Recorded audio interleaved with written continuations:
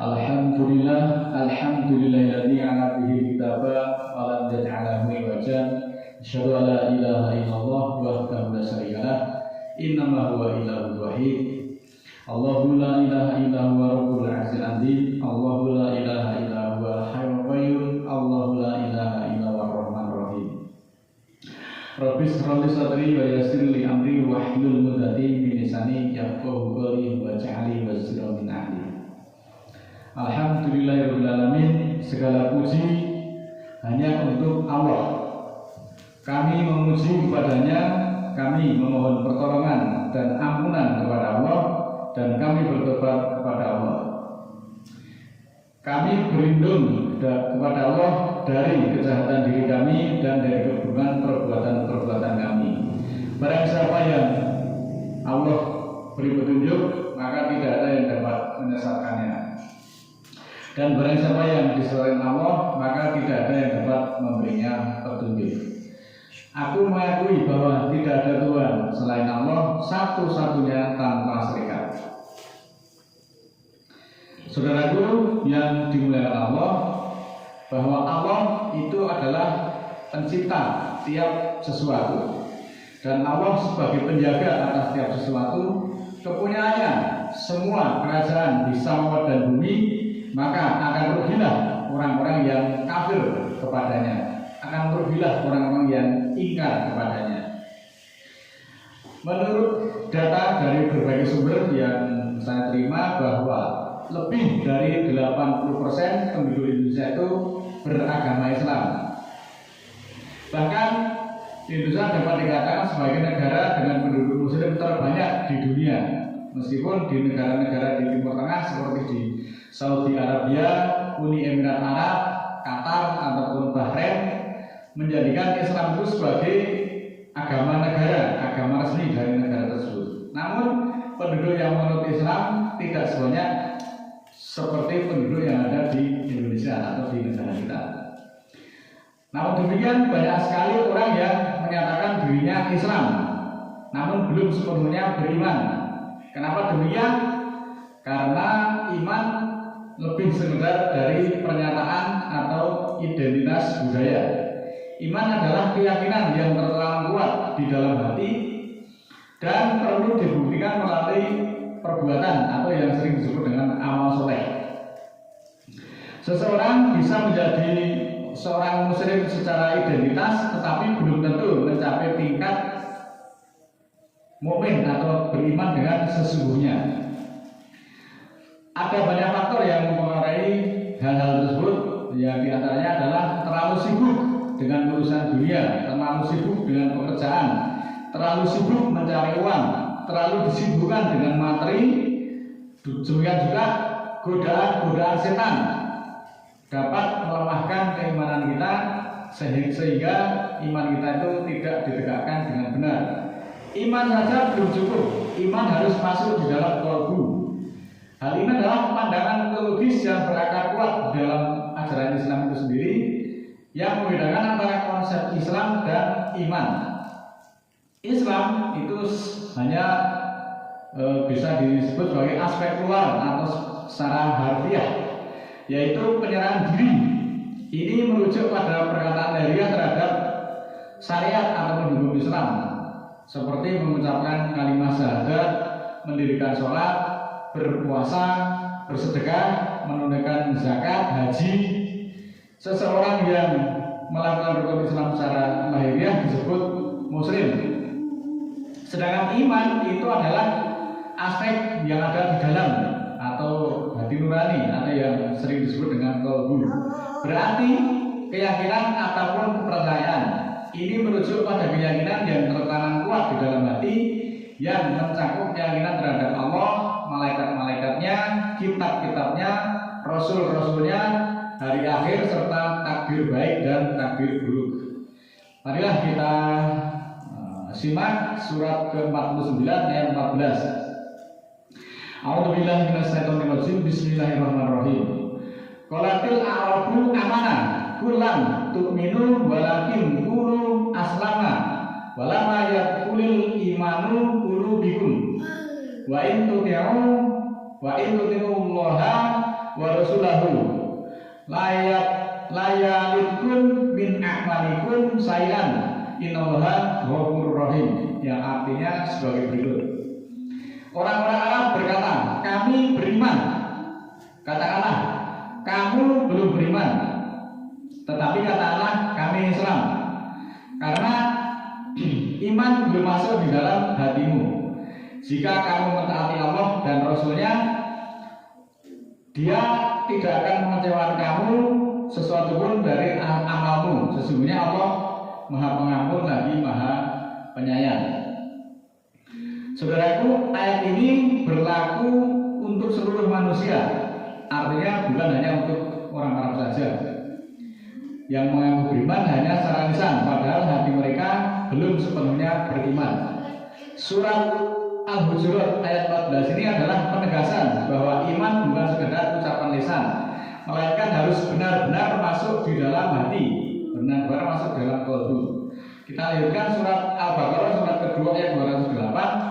Ya ayyuhalladzina amanu dkhulu fi silmi kafah wa la tattabi'u khutuwati syaitan innahu lakum aduwwun mubin. Wahai orang-orang beriman, masuklah di dalam Islam itu secara kafah dan jangan kamu ikuti langkah-langkah setan. Sesungguhnya dia, setan itu adalah musuh yang nyata bagimu. Berislam secara kafah berarti menjalankan ajaran Islam itu secara keseluruhan, secara sempurna dan menyeluruh dalam seluruh aspek kehidupan, tidak hanya setengah-setengah. Berislam secara kafah juga memiliki akhlak mulia yang merupakan cerminan dari keimanan seseorang. Adapun ciri-ciri akhlak mulia itu antara lain orang itu pandai bersyukur atas nikmat Allah yang diberikan kepada kita semuanya. Kemudian kita juga harus ikhlas ketika menerima ketetapan dari Allah, dan juga kita harus sabar di dalam menghadapi segala cobaan ataupun ujian. Serta orang-orang yang berakhlak mulia itu harus bisa menjaga lisan, menjaga sikap dan perbuatannya agar sesuai dengan tuntunan agama. Menjaga hati itu penting juga. Hati jangan dikotori dengan hal-hal yang negatif. Hati jangan dipenuhi dengan kecurigaan ataupun prasangka buruk yang berlebihan, sehingga menimbulkan amarah yang amarah itu pun juga menurut Al-Quran harus dikendalikan. Menjalani Islam secara kafah merupakan konsistensi seumur hidup. Hal ini berarti kita semua tidak boleh memilih-milih ataupun menerima dan menjalankan seluruh ajaran Islam, tidak hanya yang disukai atau yang dianggap mudah kemudian dipercaya, sedangkan yang lainnya kemudian dipaidu atau dibantah. Menjaga keseimbangan antara urusan dunia dan ukhrawi serta material dan spiritual. Cari dunia, cari rezeki itu boleh, tetapi ketika waktunya untuk kita beribadah kepada Allah, maka ibadah itu juga tidak boleh ditinggalkan. Juga kita perlu belajar atau pendidikan itu berkelanjutan, terus belajar memahami Islam secara keseluruhan, baik itu luar maupun dalam, agar kita dapat mengamalkannya dengan benar. Dengan menerapkan prinsip-prinsip ini secara menyeluruh, seorang muslim dapat berusaha untuk beriman secara kafah, menggapai keseimbangan hidup dan kebahagiaan di dunia serta di akhirat. Berislam secara kafah berarti menjalankan agama itu secara menyeluruh ataupun totalitas, tidak setengah-setengah. Berislam secara kafah juga harus menerapkan nilai-nilai dan prinsip-prinsip agama Islam dalam seluruh dimensi kehidupan. Tidak hanya sebatas ibadah ritual saja seperti sholat, puasa, tapi juga menyangkut akidah ataupun perilaku ataupun juga syariah yang berarti hukum dan peraturannya, termasuk muamalah. Muamalah itu interaksi sosial, baik itu ekonomi, politik maupun aspek kehidupan yang lain. Islam itu tidak hanya mengatur aspek ritual ibadah saja, tetapi juga seluruh aspek kehidupan seorang muslim. Hati, pikiran, ucapan, dan tindakan semuanya harus Islam. Kenapa demikian? Hati itu adalah pusat keimanan dan niat, sehingga penting keikhlasan dalam beribadah dan berperilaku berasal dari hati yang bersih, dari musyrik ataupun juga ria. Ria itu pamer itu dalam hal ini misalnya kalau kita ngaji jangan mengharap dialog berunding dan sebagainya. Dan juga penyakit hati lainnya seperti sombong, iri, dengki, dendam, dan sakit hati. Pikiran seorang muslim untuk menggunakan akalnya untuk berpikir kritis, mempelajari agama, merenungkan ciptaan-ciptaan Allah, membedakan antara yang hak dan batil, maka pikiran harus diisi dengan ilmu yang bermanfaat dan harus dijauhkan dari prasangka-prasangka buruk. Demikian pula lisan atau ucapan, itu sebenarnya adalah merupakan cerminan dari hati. Di dalam Islam, menjaga lisan itu sangat ditekankan. Ucapan harus berisi dengan kebenaran, zikir ataupun nasihat yang baik, dan dijauhkan dari perkataan-perkataan yang kotor, ghibah atau gosip, fitnah, dusta, gerundel, sumpah serapah, hujatan, serta perkataan-perkataan yang menyakiti orang lain. Semuanya itu harus dihindari kalau kita mau berislam secara kafah. Tindakan ataupun perilaku adalah merupakan cerminan nyata dari iman seseorang. Setiap tindakan harus sesuai dengan syariat Islam, baik di dalam interaksi sosial maupun di dalam hal beribadah. Perilaku juga merupakan cerminan akhlak mulia atau yang sering disebut dengan akhlakul karimah, seperti jujur, adil, dermawan, sabar, dan bertanggung jawab. Mari kita simak salah satu ayat sebagai berikut di dalam surat ketiga ayat 134. Alladzina yunfikuna fis sarai wad dharai wal kadimina ghaidha wal afi 'anil nas wallahu yuhibbul muhsinin. Orang-orang yang berinfak dalam keadaan bahagia dan bahaya dan menahan rasa jengkel serta memaafkan dari manusia. Dan Allah menyukai orang-orang yang berbuat baik.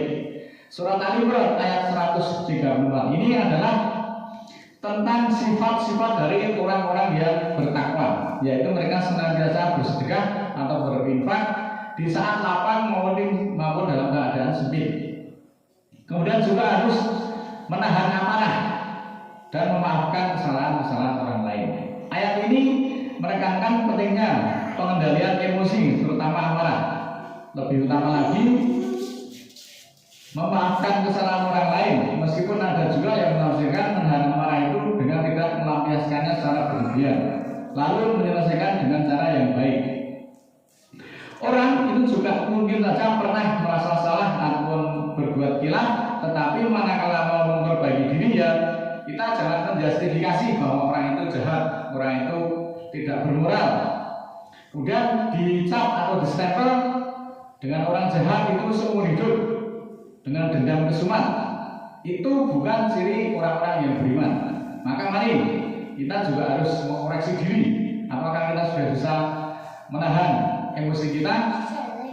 Kita harus introspeksi apakah kita juga masih sering meluapkan amarah yang tidak terkendali. Berarti semuanya itu belum berislam secara kafah. Orang yang tidak bisa mengendalikan amarahnya itu bisa menggugurkan iman. Maka di sini hati itu jangan suka dikotori dengan pikiran-pikiran yang tidak bermanfaat. Orang yang suka marah-marah yang berlebihan, itu artinya misalnya sedikit-sedikit marah, kemudian sewot, uring-uringan, perilaku seperti ini harus dihindari. Islam itu sangat menekankan nilai-nilai kesabaran dan pengendalian hawa nafsu. Bahkan Al-Quran mengajarkan ketika amarah itu muncul, kita disarankan untuk berlindung kepada Allah dengan membaca A'udzubillahi minasyaitonirrajim. Di saat menghadapi kesulitan, bibir kita mengucapkan Allahu Akbar. Itu berfungsi untuk menenangkan jiwa, karena mengingat bahwa Allah itu lebih besar daripada masalah apapun yang dihadapi di dunia. Dengan mengucapkan Allahu Akbar, maka secara sadar akan membuat merasa bahwa seorang hamba itu merasa kecil dan lemah di hadapan Allah, serta menyadari bahwa segala urusan yang ada di dunia ini, baik itu harta, pekerjaan, jabatan, pimpinan, pangkat, dan sebagainya adalah hal yang kecil dan tidak berharga bila dibandingkan dengan Allah. Surat ke-9 ayat 24 ini contoh yang konkret. Kul ingkana abaukum wa abnaukum wa ikhwanukum wa azwajukum wa asharatukum wa amwalun taraftumuha wa tijaratun tasawna kasadaha wa masakina tardawnaha ahabba ilaikum minallahi wa rasulihi wa jihadin fi sabilihi fatarabasa hatta ya'tiyallahu bi amrihi wallahu la yahdil qaumal fasikin. Katakanlah, jika bapak-bapakmu, anak-anakmu, dan saudara-saudaramu, dan istri-istrimu, serta relasimu dan harta yang kamu usahakan, serta urusan perniagaan yang kamu takut kejatuhannya, serta rumah-rumah yang kamu senangi, itu semua lebih kamu cintai daripada Allah dan Rasul, serta berjuang pada garis Allah, maka tunggulah hingga Allah mendatangkan perintahnya, dan Allah tidak menunjuki orang-orang yang fasik. Secara umum, surat 9 ayat 24 ini berisi tentang peringatan kepada manusia untuk tidak mencintai dunia itu secara berlebihan, apalagi sampai melupakan cintanya kepada Allah dan Rasul, sampai melupakan jihad, sampai melupakan ngaji ibadah kita. Siapa yang berlaku demikian, maka berhati-hatilah akan datangnya siksaan yang pedih di akhirat kelak. Maka mari kita harus berhati-hati dengan peringatan ini. Jangan sekali-kali kita mengaku beriman ketika sifat-sifat seperti itu masih ada di dalam diri kita. Mudah-mudahan Allah ridho atas apa yang kita perjuangkan dan kita bisa mengamalkan Islam itu secara kafah, bukan hanya dari ucapan saja. A'udzubillahi minasyaitonirrajim. Bismillahirrahmanirrahim. Allahumma ighfir lil mu'minina wal mu'minat al ahya'i minhum wal amwat innaka sami'un qaribun mujibud da'wat innaka 'ala kulli syai'in qadir. Rabbana la tu'akhidna in nasina aw akhtana rabbana wa la tahmil 'alaina isran kama hamaltahu 'alal ladzina min qablina rabbana wa la tuhammilna ma la taqata lana bihi wa'fu 'anna waghfir lana warhamna anta maulana fansurna 'alal qaumil kafirin. Subhana rabbika rabbil izzati amma yasifun wa salamun 'alal mursalin